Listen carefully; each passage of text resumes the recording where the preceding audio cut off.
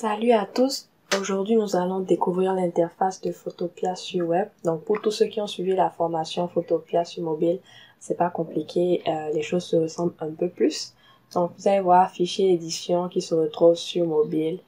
C'est toute cette partie-là, en fait, qu'on défile généralement. Donc, je défile de la droite vers la gauche pour pouvoir obtenir ces autres parties.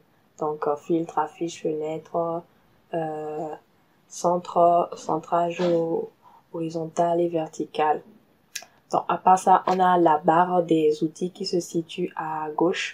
Donc, vous allez voir, c'est les mêmes outils, déplacement, sélection, recadrage, pinceau, dégradé, test, et puis les couleurs. Il y a même le clavier qui apparaît ici. À droite, ici, nous avons les fenêtres là, en fait. Ce sont des fenêtres qui étaient cachées sur Photopea mobile, donc on devrait cliquer dessus pour les voir. Donc il s'agit de calque, ces deux qui sont à côté là, nuancier et historique. Donc on va ouvrir un nouveau fichier. Ici vous voyez, c'est la même chose. On va sélectionner le type d'arrière-plan qu'on veut, donc transparent dans notre cas ici, 1080, 1080, 1080. Et on fait créer. Vous voyez, c'est avec de petits carreaux gris, blancs. Donc le fond est transparent, c'est la même chose. Donc ici, vous voyez, ce sont les calques. Là, vous avez teinte saturation, tous les réglages. Ici, vous pouvez mettre votre masque. Donc, CTRL Z pour retourner en arrière.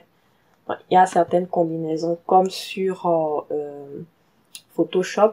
Donc, vous allez voir que étape précédente, c'est CTRL Z. Donc, vu qu'on a un clavier maintenant, c'est important de commencer à se servir des raccourcis. Vous voyez, tous les raccourcis sont écrits là. Donc, au fur et à mesure que vous travaillez, vous allez commencer à avoir certains réflexes. Donc, CTRL Z, CTRL SHIFT Z. Vous voyez, pour faire retour par exemple, rétablir, vous voyez, annuler. Vous voyez, ce sont les combinaisons que j'appuie. Donc, pareil ici, vous allez voir, il y a la lettre T. Vous voyez les T qui sont là.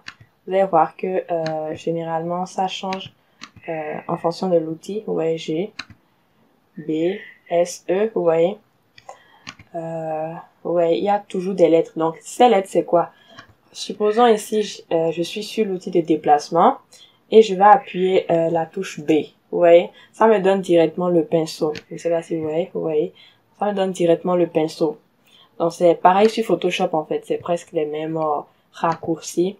Donc si vous arrivez à maîtriser les raccourcis qui sont sur Photopea, ce sera très facile pour vous après de passer sur Photoshop. Donc pour un nouveau document, c'est la même chose. On clique ici pour créer un groupe. C'est ici, vous voyez. Quand on met la flèche, ça met un nouveau dossier. Ajouter un masque. Supprimer. Donc voilà. Ici au niveau de normal, nous avons les modes de fusion, comme on l'a vu.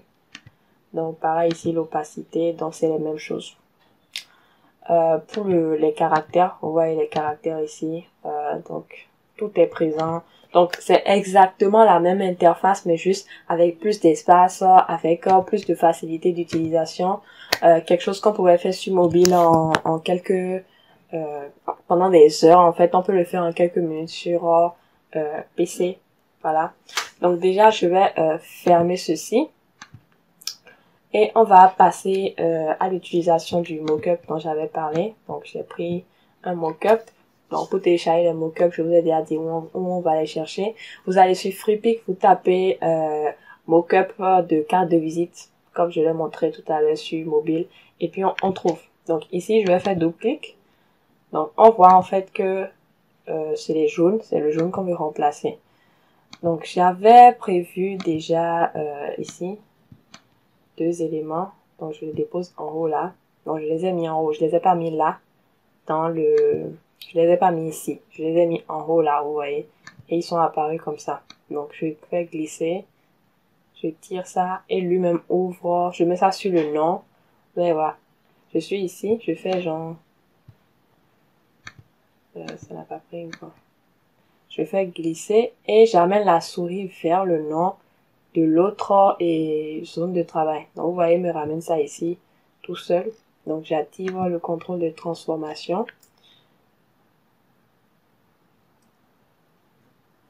Ah. Voilà, c'est bloqué. Donc par exemple là, ici, je ne sais pas quand est-ce que c'est bloqué. Alors que quand c'est sur Photoshop et c'est bloqué, je sais directement quand c'est bloqué. Donc en tout cas, vous voyez, il faut maintenir Shift pour que ça passe. Donc là, j'ai appuyé échappe. Vous voyez, j'étais en train de... Je vous remonte ça. Je faisais des trucs comme ça et ça ne m'a pas plu. Donc j'ai appuyé échappe et c'est revenu à son endroit initial. Donc là, je vais appuyer Shift. Non, pas pour ça. Je vais appuyer Shift. Donc je valide. Et vu que de l'autre côté, tout à l'heure, on l'avait fait, c'était de mauvaise qualité. Ça apparaît toujours de mauvaise qualité ici. Donc ce qu'on va faire, déjà pour changer la taille du pinceau, au lieu de faire ici, ouais ça, taille, changer la taille, la dureté, tout ça.